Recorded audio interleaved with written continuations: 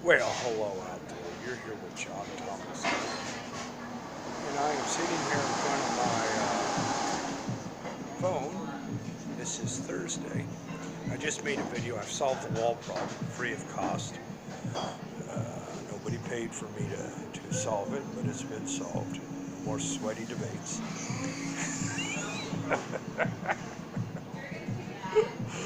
No more sweaty debates.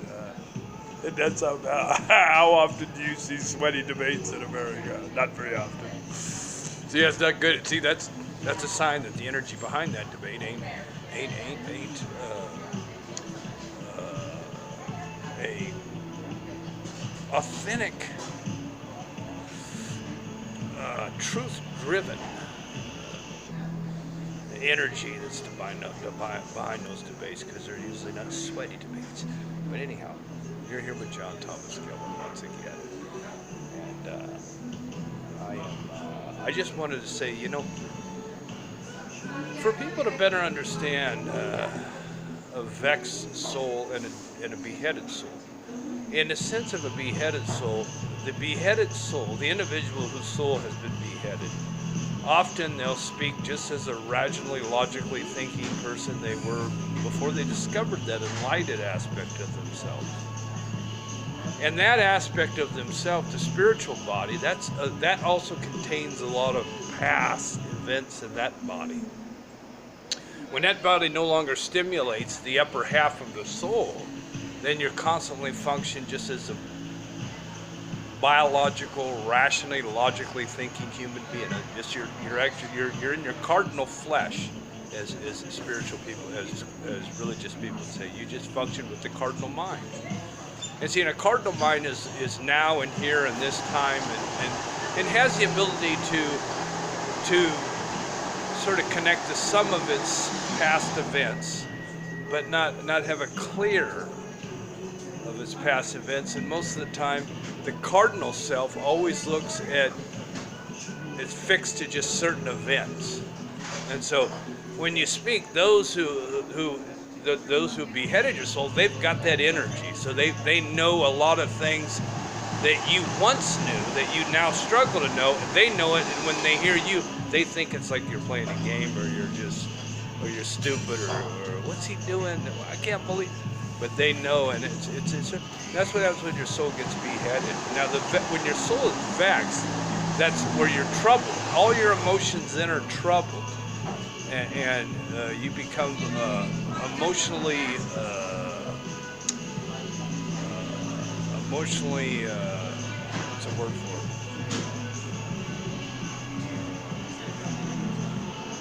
it? Your emotions are troubled. I know the word from studying psychology, but I just can't say it at the moment.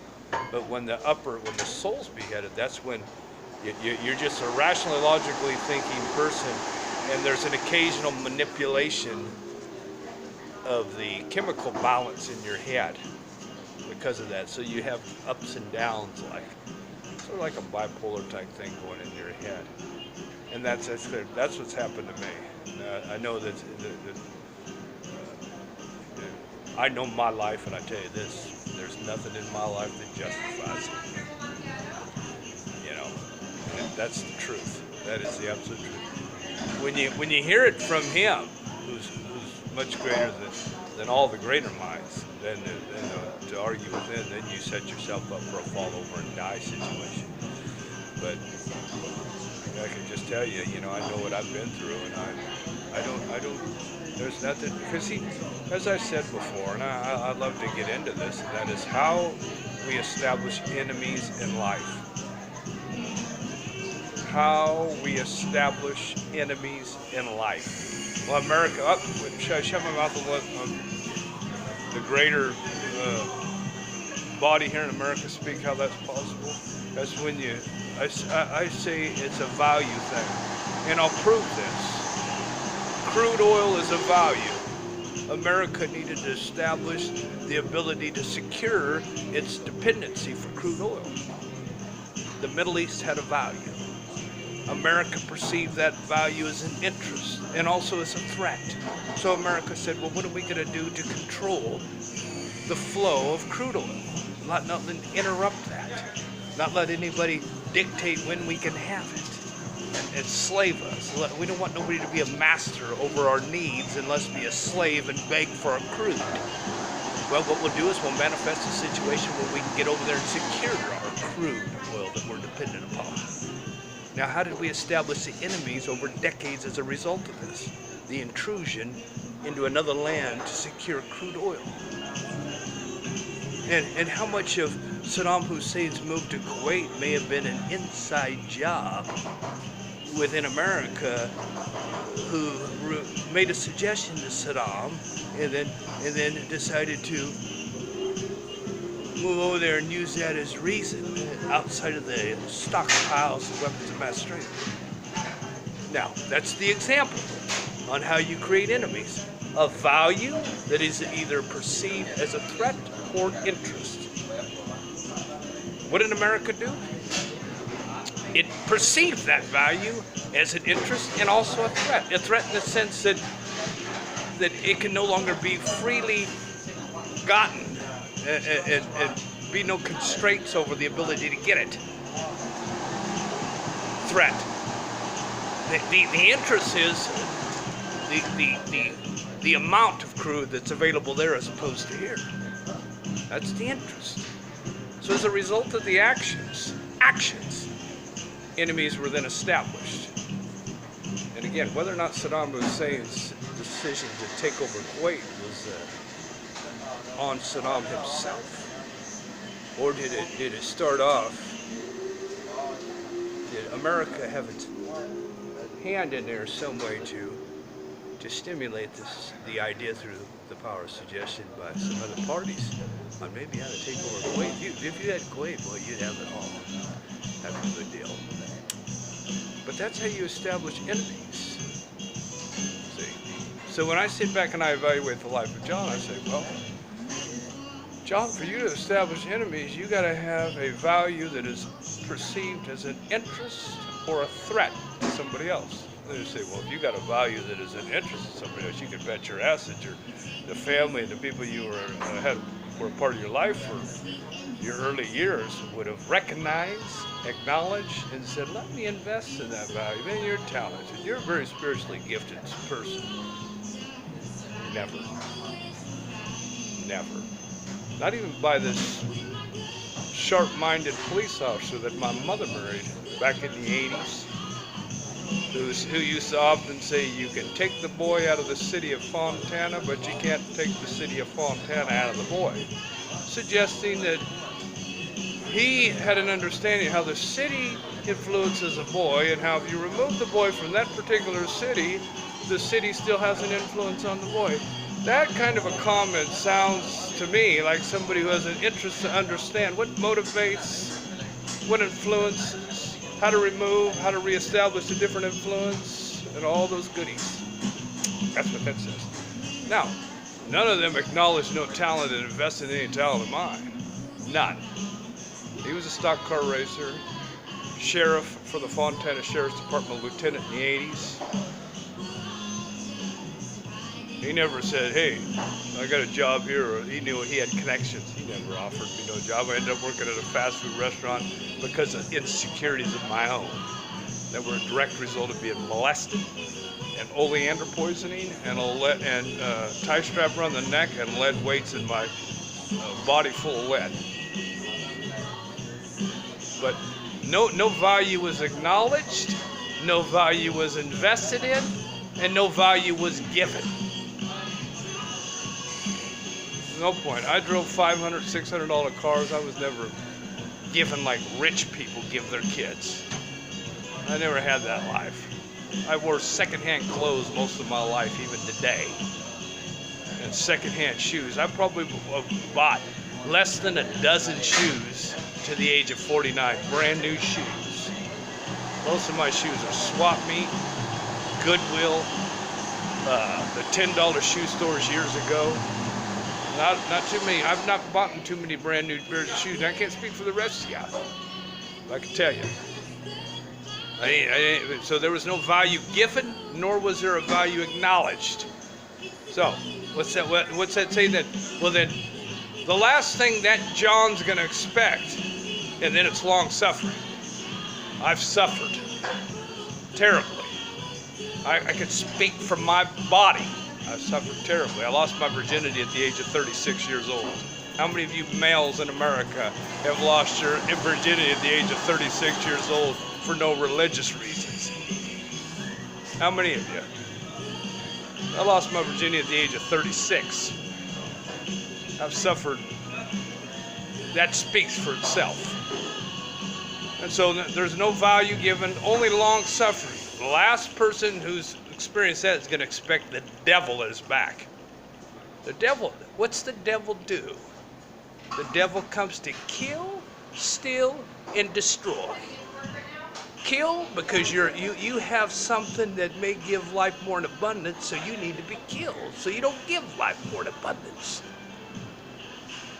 You've got a value that the devil perceives as a threat or an interest. That's reason to steal it. You are long-suffering, you've got a value, but it's already been stolen from you, and you're just, and I can't do nothing to you, so I better destroy you in hopes you'll kill yourself. Kill, steal, and destroy.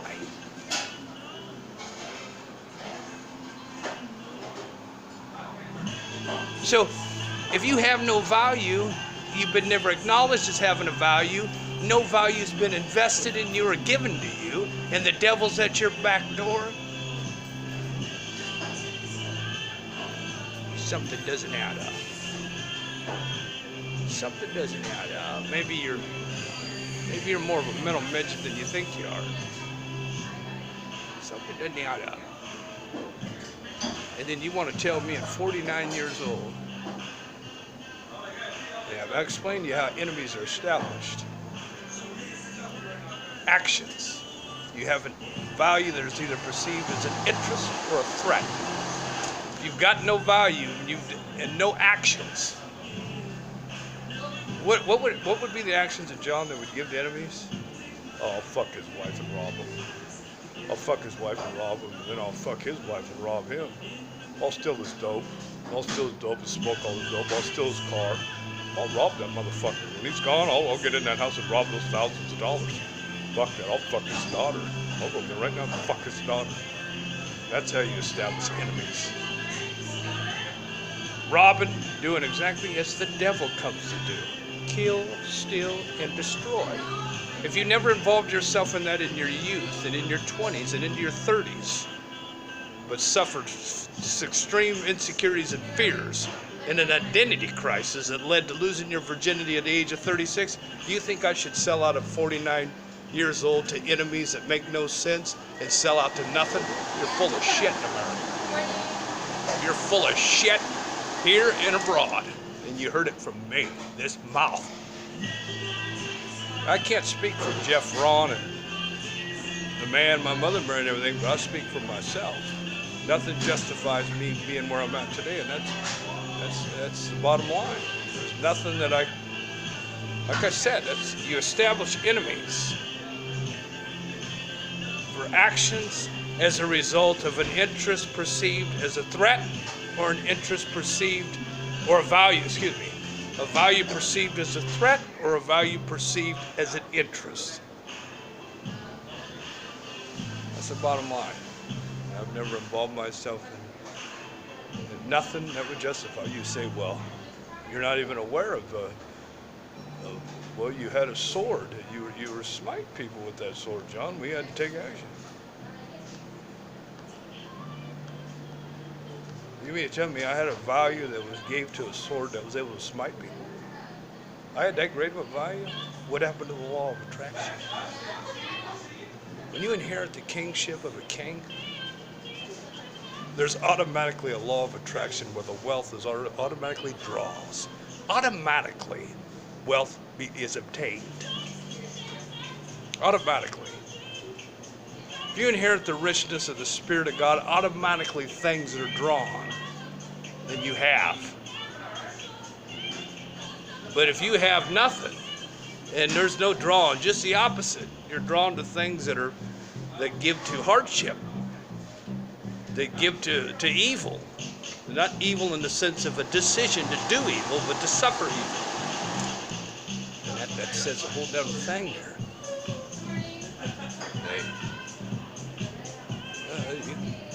I can't call the shots, so God calls the shots.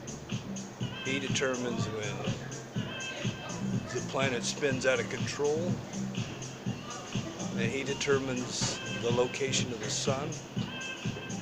And he determines all that, not I. I don't determine that. But that's the bottom line. You know? And so that's all I have to say. That's it for now.